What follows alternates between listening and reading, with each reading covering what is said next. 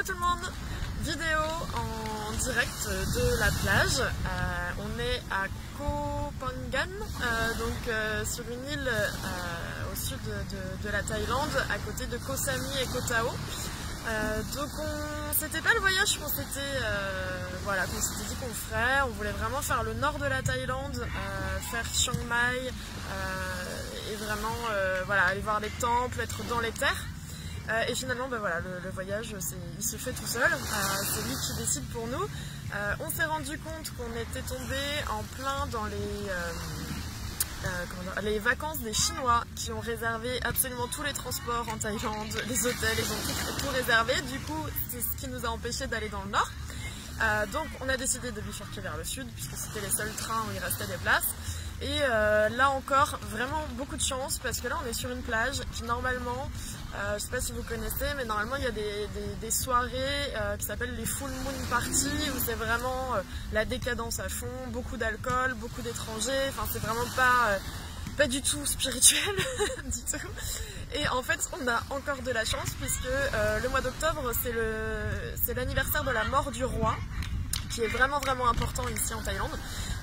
Il était très aimé par les Thaïlandais et donc pendant un mois il n'y a aucune soirée possible, donc toutes les soirées sont interdites, donc il n'y a pas de soirée, il n'y a personne, on est tranquille, les hôtels ne sont pas complets, dans les restos, on est vraiment peinarde et on pouvait pas mieux tomber en fait, donc on a tout le côté paradisiaque mais sans le bruit et la foule, donc on est vraiment ravis.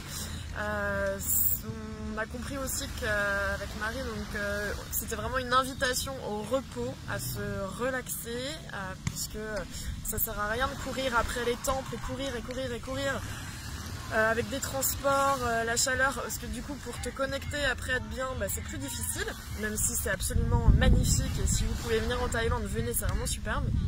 Là on reste encore ici demain et on part mardi, on reprend le bateau.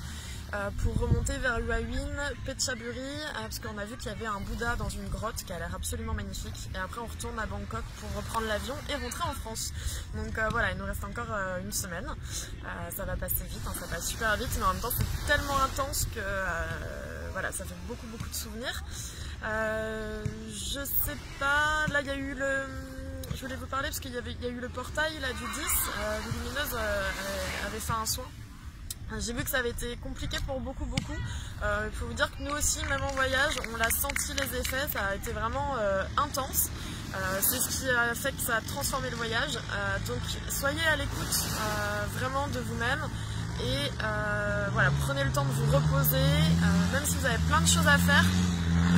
Un bateau qui part, donc je ne sais pas si vous m'entendez encore, les bateaux de pêcheurs. En tout cas prenez le temps de vous reposer, prenez du temps pour vous, je vous le dis tout le temps mais c'est vraiment important de le faire, de s'écouter et vous aurez tout le temps de faire ce que vous avez à faire, ça sera naturellement par la suite quand vous serez plus reposé. Si vous m'entendez, je vous fais des gros bisous, je vous envoie toutes les bonnes ondes de la Thaïlande, le vent, le soleil, la mer, et n'hésitez pas à mettre dans les commentaires si vous avez des questions, s'il y a des sujets que vous voulez qu'on aborde pendant le voyage, je répondrai avec plaisir. Bisous!